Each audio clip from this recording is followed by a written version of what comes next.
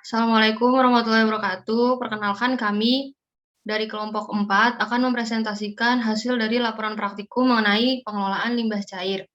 Sebelumnya perkenalkan eh, anggota kelompok kami. Saya sendiri yaitu Seliska Azani, kemudian ada Alivia Rizkita, Devi Syafitri, Farhan Haidar, yang terakhir ada Yulhar Datilani.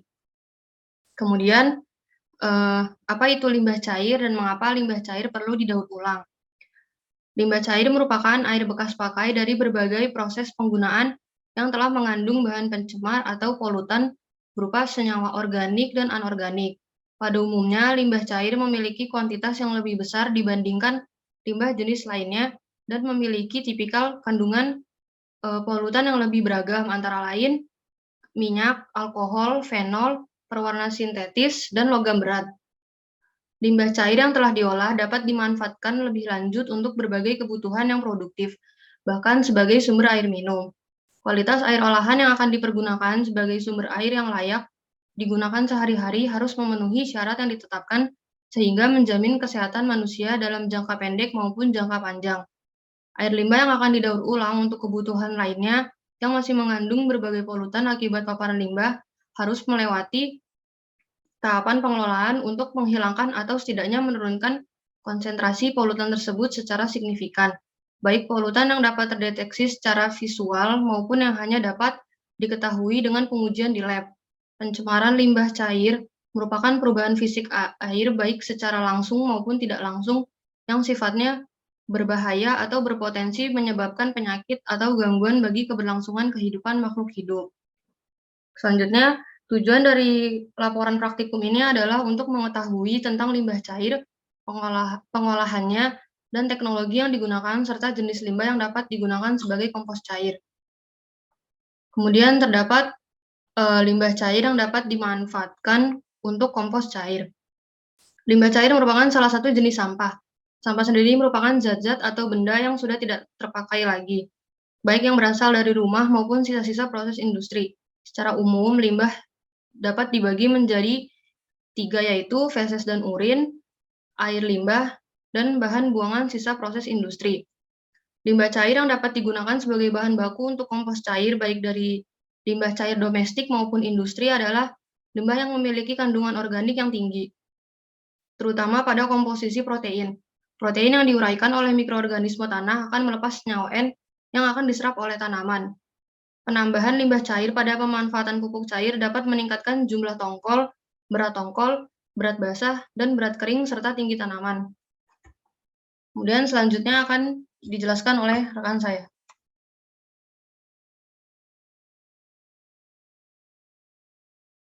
Kemudian metode pengolahan limbah cair dengan composting.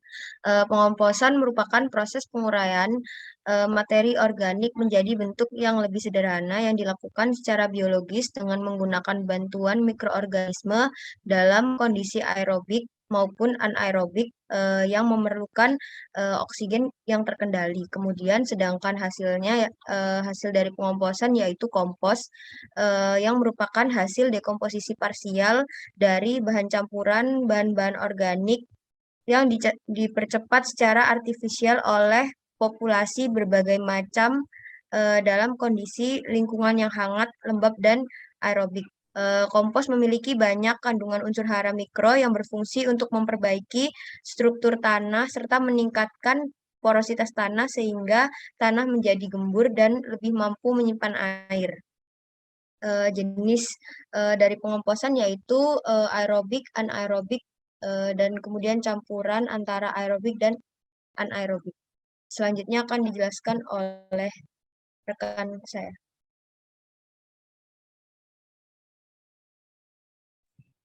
Selanjutnya merupakan teknologi dari pengolahan limbah cair. Tadi kita sudah menyinggung terkait composting, di mana teknologi composting ini merupakan pengomposan limbah cair diambil salah satu contohnya itu pada industri tahu. Pada industri tahu kita menambahkan bantuan larutan aktivator berupa EM4 dan juga larutan gula merah yang nantinya akan dihomogenisasi antara limbah EM4 dan juga larutan gula merah yang nantinya akan ditutup dalam wadah berupa ember dan diberikan saluran untuk pengeluaran gas. Nah, proses ini berlangsung selama 15 hari. Selanjutnya akan dilanjutkan dengan proses penyaringan. Nah, selain teknologi dari composting, ada 2 teknologi lainnya, yaitu teknologi filtrasi membran. Nah, teknologi filtrasi membran ini memiliki efisiensi bahkan sampai 100%, di mana menggunakan 4 jenis membran, seperti ultrafiltration, microfiltration, nanofiltration, dan reverse osmosis. Nah, untuk 3 membran yang saya sebutkan tadi, itu hasilnya akan digunakan sebagai air proses, air irigasi, maupun dialirkan ke alam terbuka. Untuk reverse osmosis, itu dia dapat menyaring senyawa patogen, senyawa organik dan anorganik, dan tingkat hasil kemurniannya mendekati air suling dan dimanfaatkan sebagai air minum. Untuk teknologi selanjutnya adalah teknologi elektroflokulasi, yaitu melibatkan tingkat keefisiensinya itu mencapai 99%. Nah, ini juga bisa digunakan kepada limbah yang mengandung zat warna sintesis ataupun yang mengandung logam berat, di mana prinsipnya ini adanya penambahan flokulan dan koagulan dan dilanjutkan dengan proses elektrooksidasi. Nah, pada tangki elektrolisis terjadi penggumpalan materi pencemar yang terkandung pada limbah cair dan akan mengalami proses koagulasi dan flokulasi sebelum dialirkan menuju tangki penyaring, di mana tangki penyaring itu dilengkapi dengan kain kasa dan ijuk untuk melanjutkan proses pemisahan. Nah, itu merupakan akhir dari proses di teknologi elektroflokulasi. Selanjutnya akan dilanjutkan oleh rekan saya.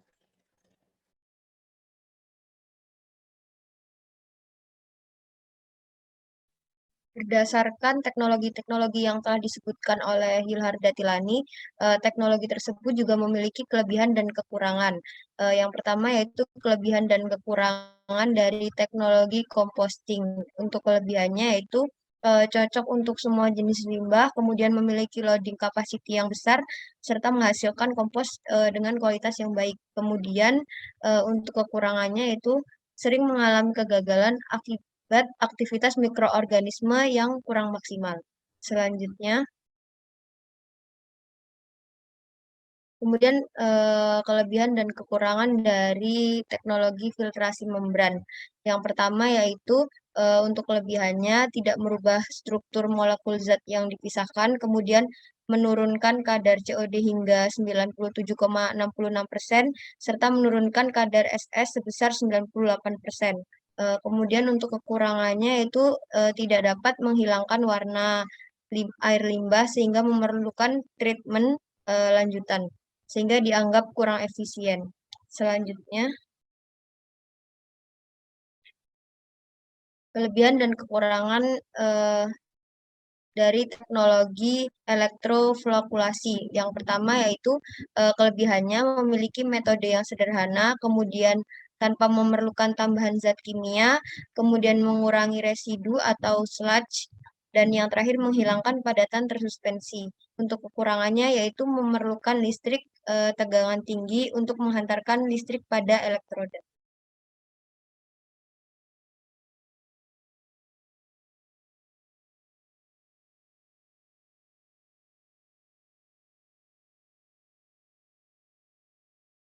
Baik, selanjutnya yaitu ide atau engineering design dari masing-masing teknologi. Yang pertama yaitu dari composting atau komposter. Seperti yang dijelaskan tadi yaitu dimulai dengan pengadukan limbah cair, maka dibentuk atau dibuat engineering design sendiri, yaitu seperti ini. Yang pertama yaitu bak pencampuran atau pengadukan dengan bantuan EM4, kemudian pengadukan limbah cair serta penambahan larutan gula merah, kemudian dialirkan menuju bak yang tertutup dengan rapat, kemudian diberi lubang sedikit untuk tempat selang diarahkan atau dimasukkan ke dalam botol yang berisi air. Kemudian didiamkan selama 15 hari dan setelah itu disaring dan jadilah kompos cair dari limbah cair.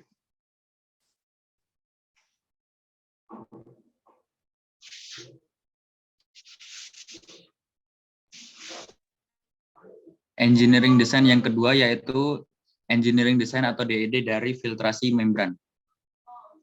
Yang pertama yaitu masuk dari manhole dan inlet bagian atas kiri, masuk ke arah ke bawah, turun menuju media biofilter, kemudian naik melalui bak dengan atau bagian dengan nomor 1 yaitu biofilter anaerob, kemudian naik ke atas dan berputar ke arah ke bawah lagi, turun menuju ke bak yang kedua yaitu bak peralihan, dan kemudian ada pompa subversibel, kemudian ada resirkulasi lumpur dan naik ke atas, kemudian turun lagi menuju ke bak yang ketiga yaitu MBR atau membran bioreaktor.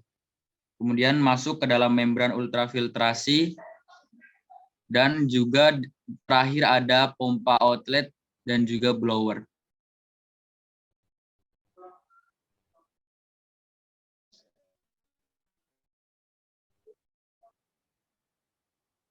Kemudian engineering design yang terakhir yaitu dari elektroflokulator.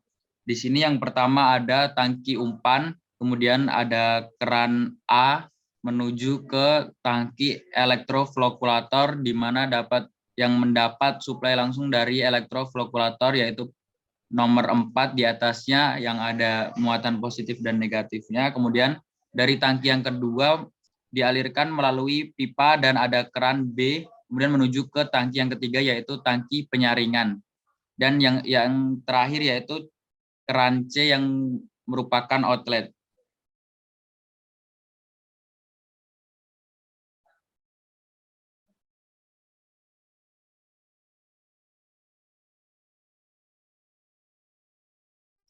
Untuk mendapatkan pupuk organik dengan kualitas yang baik, dilakukan analisa kualitas dan kelayakan pupuk organik cair dengan menggunakan Standar Nasional Indonesia atau yang disebut dengan SNI 197030/2004 tentang spesifikasi kompos dari sampah organik domestik, serta peraturan terkait dengan persyaratan teknis minimal pupuk organik cair, yaitu pada Keputusan Menteri Pertanian Republik Indonesia nomor 201/KPTS/SR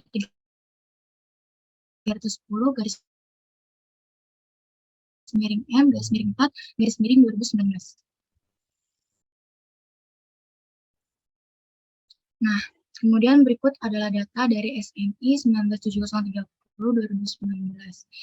Bisa dilihat parameter dan nilai minimum dan maksimumnya. Next.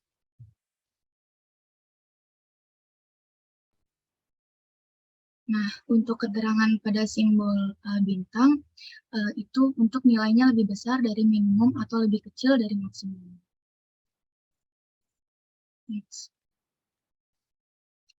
Nah, kesimpulan yang bisa didapatkan yaitu limbah cair yang dapat digunakan sebagai bahan baku untuk kompos cair, baik dari limbah cair domestik maupun industri, adalah limbah yang memiliki kandungan organik yang tinggi. Kompos cair sendiri merupakan larutan dari hasil pembusukan bahan organik yang berasal dari sisa tanaman, limbah anggur industri, kotoran hewan, dan kotoran manusia yang memiliki kandungan lebih dari 1 unsur hara. Proses dari teknologi dalam pembuatan kompos cair dengan teknologi composting, teknologi filtrasi membran, dan teknologi elektroflokulator. Analisa kualitas dan kelayakan pupuk organik cair dengan menggunakan Standar Nasional Indonesia atau yang disebut dengan SNI 197030/2004 serta Keputusan Menteri Pertanian Republik Indonesia nomor 201/KPTS/SR 310/M/4/2019. Nah, dari masing-masing teknologi tadi yang disebutkan ada 3 teknologi berikut mempunyai atau memiliki kekurangan dan kelebihan masing-masing.